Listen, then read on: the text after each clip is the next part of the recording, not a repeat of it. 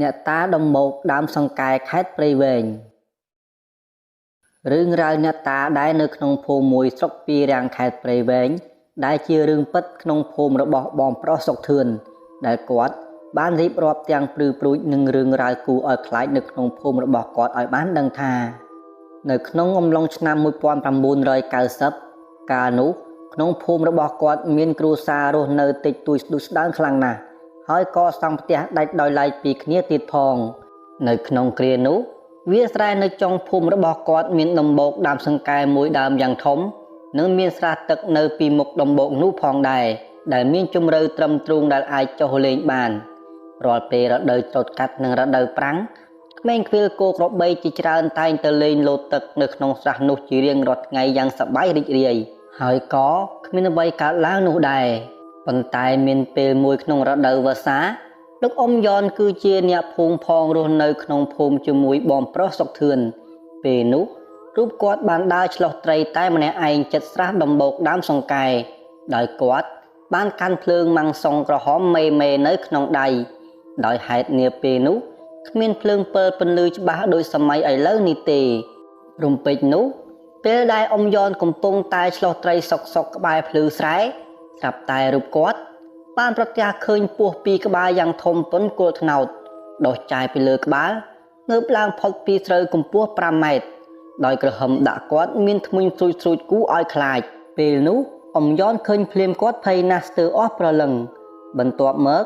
គាត់បានរត់ត្រឡប់ទៅក្នុងភូមិវិញបានត្រីផងយំផងស្រែកឆោឡោផ្អើលគេផ្អើលឯងទាំងយប់អាធ្រាត្របានធ្វើឲ្យអ្នកភូមិទាំងអស់បានចេញមកមើលរូបគាត់គ្រប់គ្នារួចហើយអ៊ំយ៉នបានរៀបរាប់ទស្សនវិជ្ជាដែលគាត់បានជួបបានឃើញទាំងញញញ័រប្រាប់ទៅអ្នកភូមិប៉ុន្តែគ្មានអ្នកភូមិណាជឿគាត់នោះទេដោយគិតថារូបគាត់កុហកឬរវើរវាយខ្លាំងពេកពេលដែលគាត់ដើរឆ្លោះត្រីព្រោះអីអ្នកភូមិទាំងអស់មិនដែលឃើញមានពស់ឬមានអ្វីកើតឡើងនៅដំបូកដើមសង្កែនោះដោយដែលអ៊ំយ៉នបានរៀបរាប់ប្រាប់នោះឡើយហើយចាប់តាំងពីពេលនោះអ៊ំយ៉នក៏មិនហ៊ានទៅក្បែរដំបូកដើមសង្កែនោះទៀតដែរមិនតែប៉ុណ្ណោះរូបគាត់ក៏ហាមឃាត់កូនចៅរបស់គាត់ទាំងអស់មិនឲ្យទៅលេងទឹកក្នុងស្រះឬទៅក្បែរដំបូកដើមសង្កែនោះជាដាច់ខាតព្រោះអីគាត់ដឹងច្បាស់ថាអ្វីដែលគាត់បានឃើញគឺជារឿងពិតទោះបីជាអ្នករស់នៅក្នុងភូមិទាំងអស់មិនជឿគាត់ក៏ដោយ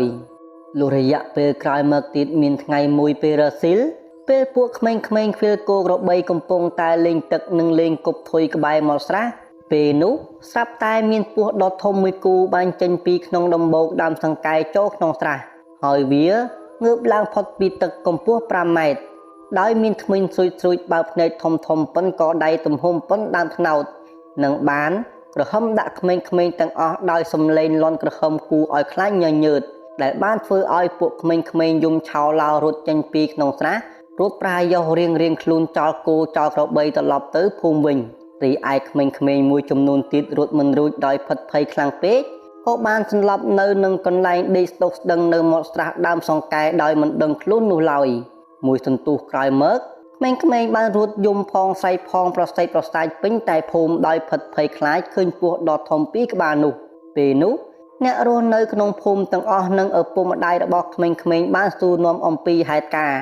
ហើយក្មេងៗទាំងអស់បានរៀបរាប់នៅរឿងរ៉ាវទស្សនវិជ្ជាដែលពួកគេបានឃើញស្ដែងអំពីសត្វពស់យក្សដ៏ធំពីរក្បាលយ៉ាងច្បាស់ក្រឡែតឲ្យអ្នកភូមិគ្រប់គ្នានៅទីនោះបានដឹងពេលនោះទើបអ្នកភូមិជឿថានៅក្នុងដំបូកដើមសង្កែពិតជាមានពស់យក្សដ៏ធំពីរក្បាលរស់នៅទីនោះដោយដែលអ៊ំយ៉នបានរៀបរាប់ពិតប្រាកដមែនចំណែកឯឪពុកម្ដាយដែលបានបាត់កូនរបស់ខ្លួនមិនឃើញរួចមកម្នាក់ព្រួយបារម្ភជាខ្លាំងបន្ទាប់មកមេភូមិនិងគ្រួសារអ្នករស់នៅក្នុងភូមិទាំងអស់បាននាំគ្នាទៅរកគ្រូទីម្នាក់ដែលនៅជាប់ភូមិជាមួយគ្នាដែលមានឈ្មោះថាលោកគ្រូផុនដែលល្បីល្បាញខាងទស្សន៍ទាយឈុតយ៉ាងពូកែដើម្បី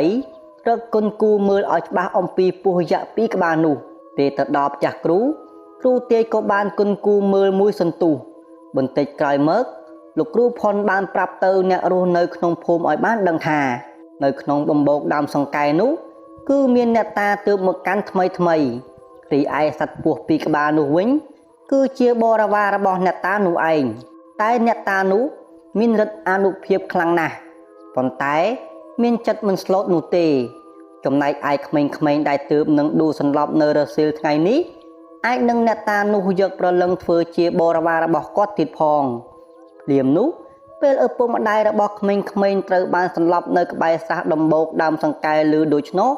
ពួកគាត់ម្នាក់រត់តែព្រួយបារម្ភខ្លាំងលើដើមនឹងបានសូមជំនួយអំពីលោកគ្រូផុនបន្ថែមរួចមកលោកគ្រូផុនបានប្រាប់បន្តទៀតថាគឺឲ្យអ្នកភូមិរស់នៅក្នុងភូមិទាំងអស់ធ្វើពិធីសែនព្រេននៅខាងមុខដំបូកដើមសង្កែនោះដើម្បីសូមប្រលឹងក្មេងៗត្រឡប់មកវិញហើយត្រូវធ្វើនៅថ្ងៃល្ងាចនេះបើមិនដូច្នោះអ្នកតានោះនឹងយកប្រលឹងក្មេងៗទៅធ្វើជាបរិវាររបស់គាត់ចាក់ជាមិនខានពេលមេភូមិនិងអ្នកភូមិឯទៀតឮដូច្នោះអ្នកម្នាក់ក៏មនីទៅភូមិវិញនឹងបានរៀបប្រដាប់ប្រដានិងនាំអាចារ្យ 3-4 នាក់ទៅធ្វើពិធីសែនព្រេននៅដំបូកដើមសង្កែនោះភ្លាមពេលទៅដល់ខាងមុខស្រះដំបូកដើមសង្កែអ្នកភូមិទាំងអស់ភ្ញាក់ផ្អើលស្លុតចិត្តយ៉ាងខ្លាំងស្ទើរមិនជឿដោយបានឃើញពស់ដ៏ធំមួយគូកំពុងបើកចាយឆ្វែលព័ទ្ធជុំវិញក្រឡឹងដើមសង្កែនឹងពួកក្មេងៗអ្នកភូមិឃើញដូច្នោះក៏បានរូតរះរៀបរំដាប់ផ្លែឈើមានមន់ស្ងោទាស្ងោ4 ក្បាលនិងបានប្រគំភ្លេងអុជធូបបន់ស្រន់សុំសេចក្តីសុខនិងប្រលឹងក្មេងៗត្រឡប់មកវិញដោយក្នុងចិត្តម្នាក់ញញីញញ័រទាំងភ័យខ្លាចភ្លាមនោះពិធីមិនទាន់ចប់ផងមេឃក៏ចាប់ផ្ដើមខ្មៅអ៊ូអាប់ភ្លាមហើយក៏មានខ្យល់បក់មើកយ៉ាងត្រជាក់ដែលបក់មើកខ្លាំងដែលបានធ្វើឲ្យឌូរលំរណ្ដាប់សែនព្រេនខ្ទេចខ្ទីគ្មានសល់ដែលជាប្រថ្នូលអ្នកតាមិនទទួលយកសំណែនទាំងអស់រំពេចនោះស្រាប់តែអ្នកតាក៏បានចេញរូបរាងមើលពីដើមសង្កែដែលមានទឹកមុខខឹងសម្បានិងសោយពោពេញដោយក្តីមិនពេញចិត្តពេលនោះអ្នកភូមិទាំងអស់ឃើញហើយម្នាក់រត់តែផិតភ័យរីឯឪពុកម្ដាយរបស់ក្មេងៗដែលអ្នកតាយកប្រលឹងវិញរត់តែយំអង្វរបន់ស្រន់អ្នកតាដដែលចំណែកឯអ្នកតាដំបូកដើមសង្កែក៏នៅតែសោចនឹងបញ្ចេញអនុភាពរបស់គាត់ដូចគ្នាប៉ុន្តែភ្លាមនោះស្រាប់តែមានព្រះចៅអធិការមួយអង្គគង់នៅក្នុងវត្តមួយនៅក្នុងស្រុកពីរាំងក៏បាននិមន្តមកហើយក៏មានសង្ឃដីកាទៅកាន់អ្នកតាដំបូកដើមសង្កែឲ្យអនុគ្រោះទៅដល់ពួកក្មេងៗនិងអ្នកភូមិទាំងអស់ពេលនោះអ្នកតាដំបូកដើមសង្កែឃើញព្រះចៅអធិការភ្លាមស្រាប់តែផ្ទៃមេឃក៏ប្រែមកស្រឡះភ្លាមហើយរូបរាងអ្នកតាក៏បានរសាត់បាត់ក្នុងពេលនោះផងដែរចំណែកឯពស់យក្សធំទាំងពីរវិញក៏បានអោនក្បាលក្រាបចុះហើយបានលូនចេញពីទីនោះដូចគ្នាមួយសន្ទុះក្រោយមកក្មេងៗដែលដួលសន្លប់បានដឹងខ្លួនវិញទាំងអស់ដែលបានធ្វើឲ្យឪពុកម្ដាយនិងអ្នកភូមិឯទៀតគ្រប់គ្នាត្រេកអរជាពន់ពេកមួយសប្តាហ៍ក្រោយមកបន្ទាប់ពីរឿងរ៉ាវស្ងប់ស្ងាត់អស់ហើយអ្នកភូមិបានសង់ខ្ទមអ្នកតាមួយនៅក្រោមដើមសង្កែនោះហើយអ្នកភូមិទាំងអស់ហៅអ្នកតានោះថាអ្នកតាដំបូកដើមសង្កែហើយរឿងនេះក៏បានคล้ายជារឿងអតីតកាលមួយរបស់បងប្រុសសុកធឿនដែលគាត់មិនអាចបំភ្លេចបានរហូតមកដល់សព្វថ្ងៃនេះ